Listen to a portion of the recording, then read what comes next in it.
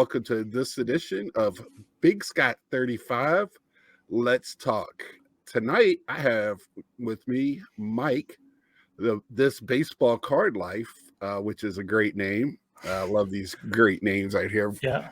Last couple of weeks, I've had some unique ones. And if you had a chance to watch his videos, it is a baseball card life. He's very in depth with it. We talked a little bit at the National about it. Very impressed. And if you haven't seen his videos, you definitely need to check those out. And I'm impressed enough where I didn't vote this year, but I have voted for you in the past for the Hall. Oh, I appreciate that. I saw the winners, and they were all definitely great picks. Great collections, personalities, everything. So yeah, this year I have been so busy. I just kind of was like, I kind of saw the way it was going, and I was agreeing with pretty much all of them. So anybody and everybody should be to me. Oh yeah. Good time all across. But how I like to start off, Mike, is like, a little bit of background, a brief background of how you got started in the hobby, and where, how you got to where you're at. Oh, well, goodness. I was introduced by a lot of people, or a lot of collectors. My dad started me collecting, and goodness, it was like 86, 87, that time period. I was living in upstate New York at the time, and it was a big, just hotbed for baseball card shops. And I played Little League, so it just all fit. I take my Trapper Keeper to elementary school, middle school, whatever I was in, and we trade cards, and it was popular culture. It was the Pokemon big. It was huge. Right. So pre-cell phones, pre-eBay, pre-cable TV, right. That's how it was. So I got started then and just collected all the way till 2000, took a few years break, put my collection in a storage bin for a long time, and got back into it in 2017. Okay. Yeah. I like asking because I like to see, because you always hear I had to take a break. And it's usually you're a young man getting your feet in your world and you're trying, figure out things. And then calls you back. And, 2017 seems like the big year for a lot of callback. But what's interesting with your career, you can tell you're really a kid of the 80s because, man, you love the 80s baseball cards. Yeah, that was a big passion for me coming back just because, I had to make a little bit more money than I did as a teenager, and I could just go buy those cards that I couldn't afford way back then, like the 86 Donruss Canseco or the Mattingly rookie. Even the Topps card was $10 to $15, and that was a lot of money for a 10 or 12-year-old. So that's right. Because so I'm not much older than you, but I am. Okay. if that's how your guy, if that's your age and that's about that range. Well, I'll tell you, I'm a 79 baby. So. Oh, okay, yeah. So I was 71. So yeah, we're not too. You just got that baby face, man. All right. Not fair. Yeah. Because I keep hearing these guys that went to school with trading cards and area hotbed. I did not grow up in that myself. Full background quickly. I had one card shop, and it was also the guy who mainly did jewelry. So that's kind of the shady business I was in. I never even know it was traded sets until 2000s. So yeah, I knew a mall back in the 90s. It was like a gold shop. They sold silver, like not silver jewelry, but like coins, like dollar coins and all these things. And they also sold baseball card packs. So yeah, they kind of went together back then. Yeah, I mean, because the hobby then was kind of like the same deal it is today, you're selling, trading, and all that stuff. It was kind of went hand in hand. It makes sense. But I also heard I think I heard you correctly the other day when I was watching one. You worked in a card shop at one Ye- point? Yeah, for 7 years of my teenage life, I worked in a card shop from Wow. goodness, July, probably summer of '93 to summer of 2000. Yeah, Hmm. it was 6 days a week. I was in a small card shop working. Yeah. Well, So that explains a lot from where the unique angle you take in our world here. You do the background and how you know what you know comes a little bit more than just what's in these books because of you and the interview that you and uh Ray or Ray, Victor, yeah, yeah. yeah, Ray, y'all did with about the book. I had to go ahead and pick it up. Yeah, I think you interviewed the guy that wrote it or whatever. That was Mike Payne, maybe. yeah, I think it was. Yeah. Yes. And that was awesome. And then I Mhm. got yeah, and y'all did and you bring out the Beckett's. How many Beckett books, magazines do you have? Do you collect those or is that ones you've had? Many of them I still have from when I was a kid. They were in that storage bin. So Uh-huh. probably 100 of them are ones I've had, which Uh-huh. literally has my address and my name stamped on this on the outside, if you know Yeah. what that is. But Yeah. yeah, when I got back into collecting in 2017, eBay was here, so I Right. just completed the 84 to 2000. I have all of them for Oh, baseball. wow. So I'm there's a kind of few hundred of envious them. with that. Our age group, these poor kids these days don't have that luxury. I mean, Beckett's still out there, but they don't know it like we do. I mean, that was our Yep. Bible.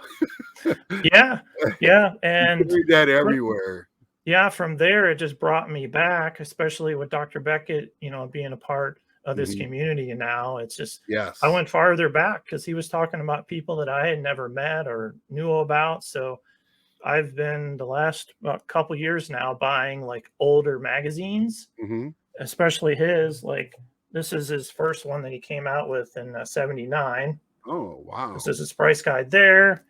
And then there's like old Sports Collectors Digests, Right. and those started in like '73. I mean, I could go on forever. I'll keep it Right. short. No, This go is ahead. This is this is the one from 1978, and this right is Dr. Beckett putting a price guide before they came out. with This the wow. Yeah, so this is a digest in '78. So I Right. just love learning the origins of the hobby, and magazines from the Nationals, from the fifth and the fourth magazine. So I'm that guy that just buys that stuff. Right. I'm the weird guy. I just like to know how it just came into place. So Right. Well, I'm a history major. I was in mhm, college, and yeah, so that type of thing, you kind of tugging at my heartstrings. I love the history. I grew up in a house where my dad would. How I got started was buying cards at my dad would buy cards at 3, and we would talk about each card, the player, and mhm, why I collect Roberto Clemente. I might talk to you a little bit about this at the Nationals mhm. because of him telling me stories about Roberto Clemente. So I understand. I love the history. What is it? 9 innings with Brent Ken Burns. Burns, Yeah, Ken Ken Burns, Burns. There you yeah, the go. baseball, yep. Yeah, And yeah, there's a 10th inning too, yep. yeah. I got that one too. I wait for the 11th inning. He's a little past due for that. Yeah, the post steroid era, yeah, that'd be Yeah, awesome. yeah, So yeah. And with all your thoughts on that, and coming off the Hall of Fame vote, and you're wearing the hat, what do you think about just Ortiz and some of those guys falling off the regular ballot? Now, what's your thought on that? well, it's a museum, right? Yep. So it needs to tell the whole story of baseball. Hmm. So uh, Yeah. if there's a way that, as long as people understand the story of the game, now there's guys already in the Hall of Fame that are jerks. Yep. If you read about them, I mean, like racists and people that hit women and just some bad guys are in there. They're probably dead now, but Right. those guys are there. So they need to be a part of it if just their play on the field, in my Right. opinion. Well, their stuff is in there. That's the hypocritical thing. Is like they're in there for the deeds they did, but they can't have a plaque in there. That's kind of hypocritical to the whole thing. And Pete Rose being held out just because of something, they're holding up the commissioner, wanted him out. So Yeah, I think the baseball community and the people that love it like we do, we will naturally honor the amazing guys. Brooks Robinson, I met him at the National. He's an awesome guy. Al Kaline, Roberto Clemente, Hank Aaron. Those guys are just they're in a different level just because of their level of integrity and just how they treat people and fans. Fans are already going to, rank them in different ways. So yeah, and you have such a brief encounter with them most of the time, and we take for granted that in that brief encounter, that's how they are. Because I've heard how Reggie Jackson is not a very kind person, and one of my first nationals I went to, he's one of the guys that's always there signing. I had a Orioles helmet, and because he played with them very briefly one season. And he started signing, and the pen started running for whatever reason. He stopped, made his handler go clean it, and the other handler asked me to step off to the side. He said, "Nope, you're going to sit right here beside me." So the picture you see on like my little thing, that's where that's from. He sat there and talked to me while he was signing autographs, asked me where it was from, my job. I had a totally different encounter with Reggie Jackson than I guess a lot of people have had. So yeah, I watched I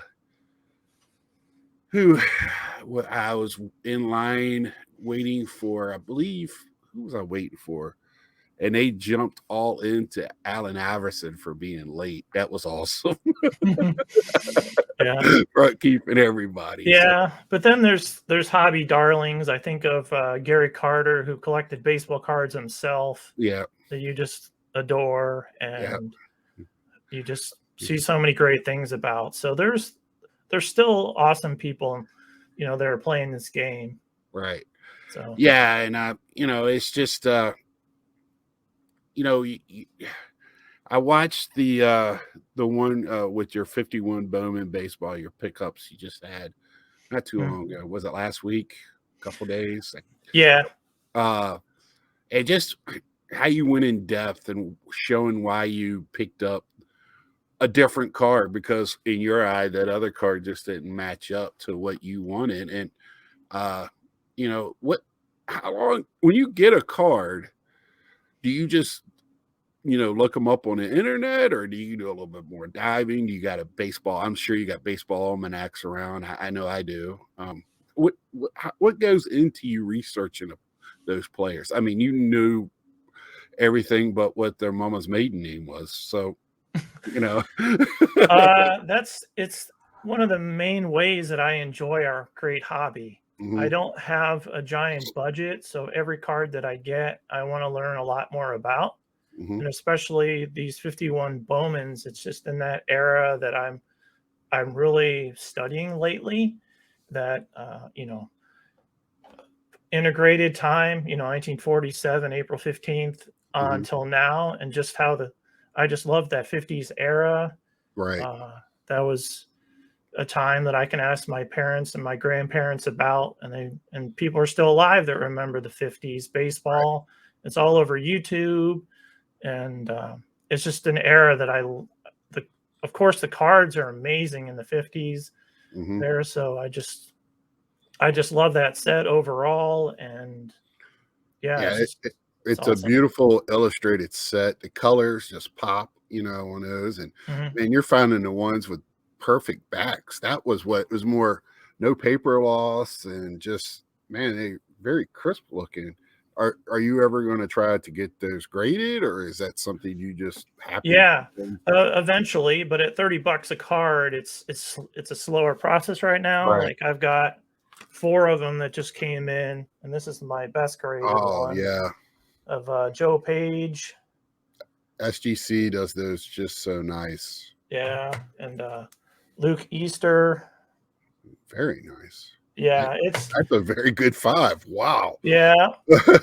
Mickey Harris. This is a high numbered, so Oh, they're just they're really hard to find. And there's right, Sal McGee, and there's not a card in the whole set that I am like, yuck, I don't want that card. So right, there's 324 of them. I've got about 110 of them so far that look in that condition, and right, it's going to take me a long time. I right, know it, but I just love them so much, and I want to put them in display sometime on my wall, or right. you know, It donate them to the Baseball Hall of Fame or something after I die, and they can just put the whole setup somewhere, and right. yeah, have a good time with it. Yeah, that is when you're showing us the other day.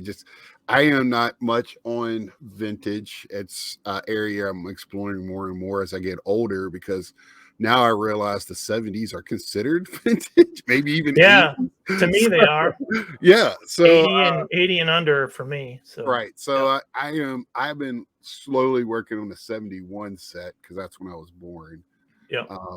But I kind of put that on the back burner trying to finish up some Gary Carter stuff. But and I've been on this Pete Alonso kick here lately. So what cards, like any players now or teams now that you look for? Are you just, now that you're focused on that, that's where your hobby money goes to? Well, the first couple years when I got back 2017, 2018, I really got most of the 80s cards that I Mhm, wanted, that I just couldn't afford as a teenager. And then I was, just having fun buying packs a lot. mhm, And then I started just getting really frustrated with the quality of the card when I'd open them out of a pack, a blaster, a box, mhm. or anything. And even I put this aside, like my brother gets me these factory sets for Yeah, Christmas every year. I saw you show those. Oh, Yeah, yeah, and I love opening them up, put them in a binder. But this one that he got me, a third of the set was all like maybe 1090 centering. It was yeah, just all cut really bad. So I went and had to buy another set just to put in a binder that just looked nice. I mean, it was the Trout, the Shohei Ohtani, and all those, and it's just turned me off on a lot of opening packs right, because it's not the 70s and 80s where the technology wasn't there. right. So Yeah, um, and it's just it's their quality control. You're 100% nailing it. I mean, you don't expect them to be perfect, but goodness gracious, you can do scratches better. on them and Yeah, line scratches, and so I do buy like graded copies of right. certain ones that I really like. Mhm. Um, I'm not. I want to buy more modern, but I feel like when I open something and spend good money on it and get a nice card, well, if it's all scratched or it's off centered or there's a big ding on it. Right, So that's a lot of the reason I've kind of went backwards in time and where I've put my hobby dollar. right. And even as a hobbyist, as a collector, I know you sold in the past. Beautiful bedroom, by the way. Oh, Um, thank you, thank you. yeah, that is very Yeah, nice. I completely understand it because I mean, that year, what 20, all of us who are in the hobby had to think. I even I got yeah, a stack here that I send off to JT. yeah. So you know, collecting in those older cards, you get it must feel good because you know the value is still going to be there later, no matter those Mhm. guys can't get hurt anymore. They can't, you know. Yeah, they've done everything. They've completed their career. Yeah. That's right. So that's kind of, if I'm going to spend what we call comma cards, that's the direction I'm going, and I will buy them in person. It makes me nervous. So with those, do you buy those in person, or you trust eBay or wherever you tend to go? Comic cards is definitely like a national purchase for me. I need to Right, actually see it and look at it just to make sure it's not fake. And right. um, but anything I'd say under $300, I'll take a chance on eBay for that. Okay. But yep. I even get nervous if it's not graded for even that. But Most of them are graded if I'm spending 300. Right. So. Yeah, I just go with the graded. I mean, now with PSA, you almost have to get graded if you're working on a registry. Are you still working on the registries now that PSA is kind of closed up, or not closed up, but ridiculous right now?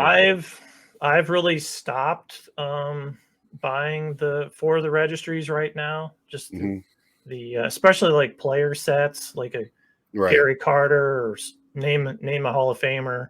Right. It's just going to be tough for those guys like Baseball Collector to work on those when it's 50 to 100 a card. It's just going to be tough to find a 93, name a Hall of Famer, Ken Griffey Jr. Topps card. Well, there's a lot of those, but a lesser known Hall of Famer for 93, like Larry Walker Topps card, like good luck. I mean, no one's going to grade a 50-cent card. I'm working on a Gary Carter master set, and now I'm into the regional cards, like, the food and beverages and things like that. And I could find them raw. It's just finding them graded, it's tough. So, or they wouldn't leg. So their price is going to drop from that $50 mark. They just need they need more time to get rid of the backlog and stuff. They're going to drop it down at least to that 30 mark to contend and pressure SGC for sure. Yeah. And I think SGC is just going to drop their price when PSA does, because right now they don't need to. Right. And I mean, I see, you do SGC, which I do as well. Yeah. The Tuck's very nice. And they're starting to get a little bit more traction in the community, as respectful as they've been around as forever as well. But have you tried anybody else? Have you tried CSG or are you trying to get that set in SGC, or does it matter what the grade is? Well, for Bowman stuff, I'd like it all in SGC. I am doing the post-war rookies Hall of Fame run. That's 112 cards. And I've just been getting a lot of the 80s that I had sold off and rebuying those again. Saw that video. Yeah. Yeah. Yep. So I still have a few of those to get. But I'm enjoying that. It's cheaper. Honestly, for 80s cards and SGC, it's cheaper. Once you get, into the 70s, 60s, and 50s, to me, they balance out a little bit more because those vintage collectors know they get pretty close in price. Yeah. And I mean, one's a 9 and other's a 9. Both of them respected. It's not like you're getting them from some non, IPG or whatever else. Yeah. Right there. Yeah. And right now it's what, I sent off that order and it was back in 4 or 5 weeks. Yeah. So, they're even getting quicker. I sent one off. I got it back door to door in 3. I was like, whoa.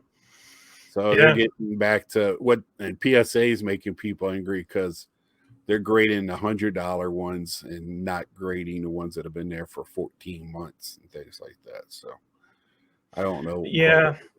Yeah, I'm kind of waiting, and just my opinion with PSA for a little while until those new graders, because they had to have hired a ton of new graders just till they get more experience under their belt, maybe a year or something.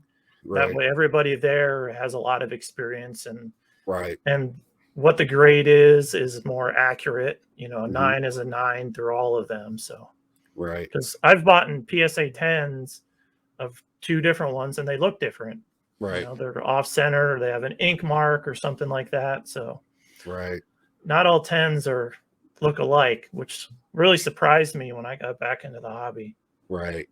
Yeah, definitely. I know when I went last year to the National hunting for my vintage, I was looking for problems with the backs because they take down I got a 2.5 Clemente rookie, and I think it was better than any 2.5 out there, but but I got 2.5 price, right? Yeah. Any Clemente rookie is worth having. I don't care if it's an A or a 1 or whatever. Exactly. He's a legend, and it's just a classic card. Yeah, and also I think I showed you that one and the satchel that night. 53 Topps. Yeah, I got that in 2.5 as well. I feel like I got that at a very steal very good price. So. Well, are you going to this year's national? That's what I am planning on it. I already Okay. booked my hotel a few days ago. I already have that whole week of vacation off. Nice. So I just need a rental car and I'll be on my way, you know. Yeah. Lord willing, everything works out and the national is still the national and the sickness numbers go down and everything's all right. I Yeah. just hope that Yeah. works and we can all meet again. Yeah, and have another great one. Like I don't know if we're going to ever have one like we had last year, but I like to try, right? Yeah, it was awesome. Just Yeah. sit down with you and Victor and a few other guys there at the tables and just talk hobby. I mean, it's really the best part of the whole show. Right. And man, it's just, you know, you're finally talking face to face with people that you see and talk to online like us, but you know, I don't know. I did not grow up with a bunch of people in my hobby world. Everybody collected cards kind of stopped by junior high. I kind of had to do it in the shadows. But, you know, it's that great feeling of just being around others like that have the same thoughts as you do. It's my comfort zone because you know, being 7 years at the card shop, it's just who I hung out with, what I saw every day, and every week you'd see the same guy come in looking for George Brett cards or Emmett Smith or Barry Sanders, and it's just one of the ways I'm just really comfortable. Yeah, so. And it's it's helped me a lot here in the last 10 years or so too. But last question, this is what I close everybody out with is what do you think about Fanatics taking over the world? Well, I anticipated this question, so I wrote a couple things down here. I won't read it verbatim here. Right. But I wanted to get my thought like straight and not confusing. Like, right. I'm glad that the Topps brand, you know, is here to stay for a long time, and you know, has the MLB license. It's not going to be, what do they call it? Pajama cards. It's not going to be like Panini cards. But the part that I don't like necessarily is that they're going to have like the sole ownership of that license. So there's not really anyone to compete with them with. And, you know, I love the 90s, the sports card hobby. And I wrote down there was Fleer, Donruss, Pacific, Topps, and Upper Deck all had the Major League Baseball card license at that time. And, you know, they had basketball and a few other sports at that time too. And there was insane creativity levels at that time. And if you're new to collecting, just go to eBay and type in, you know, Skybox, Precious Glint, or Fleer, Precious Gems, and just those insane cards at that time. And that creativity was there because they were, you know, fighting for our hobby dollar. Right. So that's what I'm scared of, that Fanatics is just going to print the presses off and not be as creative and hire all these awesome artists. And that's what I'm worried that, you know, they're just going to want their $500 million back from buying Topps and whatever the, you know, licenses cost. So that's my worry, just too much printing the presses and just the cards not, you know, evolving and being as creative as they were back then. Yeah. So that's a very sound worry, and them buying Topps, I really we hope they're still going to use the Topps names. Yeah, they have to. What it is yet. I mean, it could be just getting for the infrastructure. So, they better stamp that the Topps brand is too strong for them to throw it away. It'll be ridiculous, but you know, I've seen weirder things. I don't know what the egos are at Fanatics, so I can't say much. I'm wearing a Fanatics sweatshirt now. So. They sell big boy clothes, so I buy from them. Well, I want to thank you, Mike. I encourage everyone to go to his channel. Just, you know, he keeps his videos. He's not as long-winded as me, so his videos stay pretty much under 10 minutes, right, Mike? Yeah, I try to keep it straight to the point, and as quick as I can so people come and, get what they're expecting, and I sign out. Yeah. Yeah, if you love the history of the sport, not only the hobby, but the hobby, and I mean, he gets you all the information you would ever want, and it's amazing. And I really, me and him talked about doing this at the National last year, and I really appreciate him doing this. I have a lot of respect for what he does, and so I really want everybody to go take a look at him. Thanks, Mike. I really appreciate you doing this. Yeah, it was great to be here, and I can't wait to see you in Atlantic City in the end of July. It's going to be great. Yes, it is, and y'all need to Ray, y'all need to start getting together and do some more collabs. I like those interviews. Y'all two kind of work well together. Yeah, I appreciate that. Yep.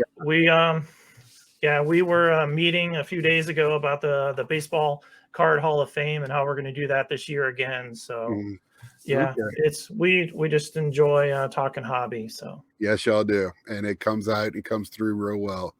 So until next time, please like, subscribe, share, tell a friend, and we'll see you.